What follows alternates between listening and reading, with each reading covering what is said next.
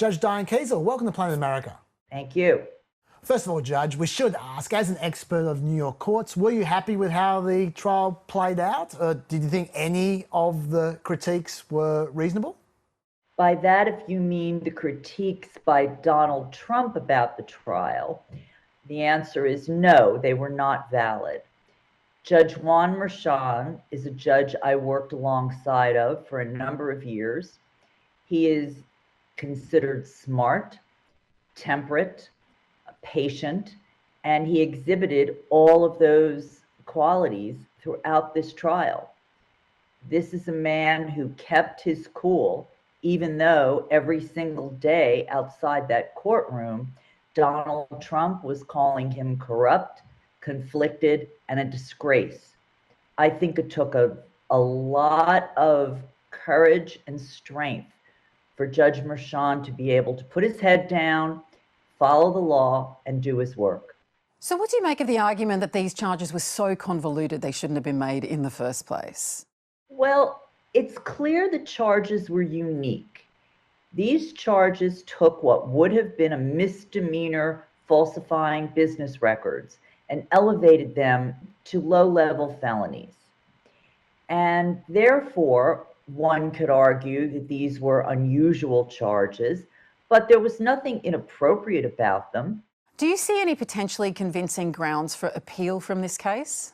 Well, the charges, ironically enough, because this was a unique legal theory, it could well be that a higher court would say that either the charge the judge gave to the jury about the crimes with which Donald Trump was charged was inappropriately given, or the theory was so unique it doesn't exist under New York law. But frankly, I would be surprised at that kind of a decision.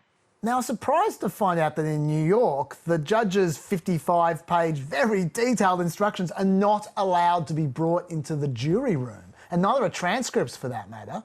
As I said, that's not Judge Merchan's fault, that's just New York. But how do you feel about that situation?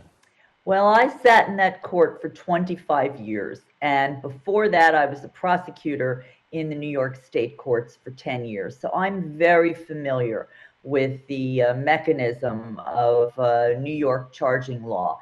It does seem strange to people who work in our federal court system or who work in other states, but in New York, unless the defense agrees, you cannot submit written charges to a jury during their deliberations.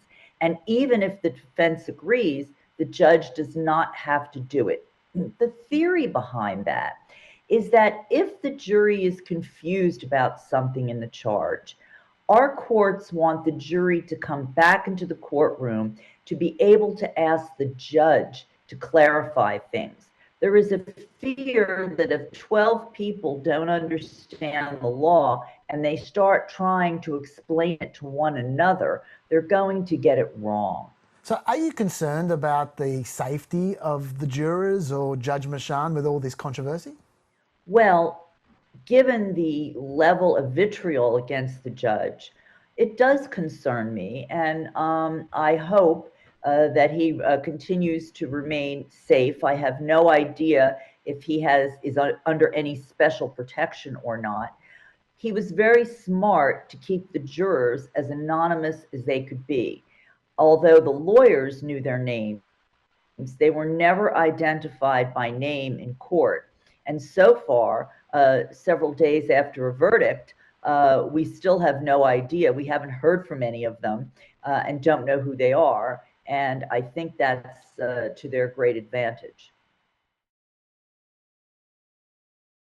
Judge, when it comes to sentencing, how much weighting should be given to the rather minor crime versus the rather major lack of remorse from Trump and the rather major contempt violations? Should the latter matter at all? Well, the judge has a wide range of discretion. He could give Mr. Trump everything from a slap on the wrist to 4 years in prison, and possibly even more if he interprets these crimes to not have grown out of the same act. That's another question. But let's say he goes from a slap on the wrist to 4 years. Now, normally, what would your thinking be as a judge? Well, you've got a 77-year-old man with no prior criminal history. He has a home. He's gainfully employed, or at least was until the last election, right?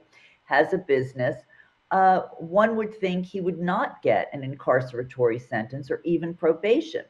But you do have to factor in other issues. The fact that he has shown no remorse, the fact that he has been highly critical and in an improper way against the court. Look, you can say you don't like what a court is doing to you, or you don't like the way your case is going, but to insist that the judge participating in the case is corrupt and the entire process is bogus really goes to the heart of our criminal justice system. And I can see that upsetting a judge at sentencing time. In addition, everything is on the table during sentencing. Remember, Mr. Trump was just found responsible in a civil case for libeling a woman who successfully claimed he sexually assaulted her. He was just found responsible to the tune of almost $500 million for civil fraud matters involving the state of New York with his businesses. So these are all matters that the judge can consider. And how they play out in his mind, well, only he knows. But I strongly think he will at least consider all of that. Okay, and let's say Trump does get prison time. Am I right in saying that any prison time would likely be suspended first to the election, and then if Trump won, till the end of his presidency? That's an interesting question, and I have no idea. Theoretically, the judge can completely ignore the upcoming election, right? That has nothing to do with the charges with which Mr. Trump has been found guilty and the jury's determination. If he were any other person and he were going to be sentenced to jail, the judge would simply impose sentence, and Mr. Trump and his lawyers would be free to go to the appellate courts and ask for a stay of that sentence pending the outcome of any appeal he might make. So he might do that. Whether at sentencing, if the judge is contemplating an incarceratory sentence, if the lawyers say, Your Honor, will you hold off until after the election? It's within the judge's discretion to decide to do that or not. So how will Trump's status as a felon impact his other 3 trials? Will this have any impact on those? Well, conceivably, if he is convicted in the other trials, the fact that he is a convicted felon in this case, again, could go to sentencing in those cases. But certainly during the fact-finding phase, the jury would never know that he's been convicted of another crime. They're not allowed to know that during the trial. So given you're an expert in this area, are there any other ways that Trump's life is about to change now that he's a felon that the press might not have considered yet? Well, very interesting. In some states, as a convicted felon, he would lose his right to vote, for example. The way it works in Florida, where he is now a resident, the Florida state law says whatever the law is in the state where you've been convicted is the law we will follow. So in New York, you cannot vote during a period of time that you're incarcerated. So if Mr. Trump is incarcerated, let's say for the next 2 years, he couldn't vote in this upcoming election. If he gets a probationary sentence or a non-incarceratory sentence, he could indeed vote in his own election. Now, the theory of this case, I think, is that because Trump called the hush money payments legal expenses, he was breaking the law. But some have said if he just called them campaign expenses and paid the hush money out of his campaign fund, he would also been breaking the law. So he's kind of damned if he does, damned if he doesn't. Is that argument valid? Well, it does have validity. I mean, basically, it is against the law to use funds inappropriately to influence the outcome of an election. Our election laws are very strict here. There are dollar limits on how much money you can give to a campaign. There are filing requirements. So given that the allegations were that he engaged in falsifying business records to cover up the fact that he was committing election fraud, that's a valid crime.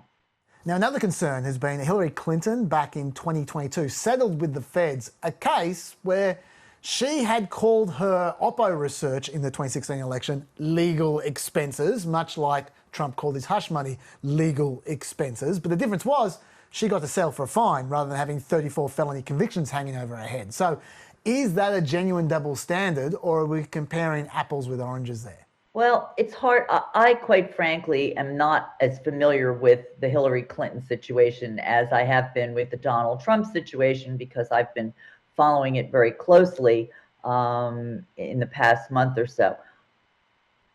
Hillary Clinton was, for whatever reason, was not prosecuted and was not convicted of any crime.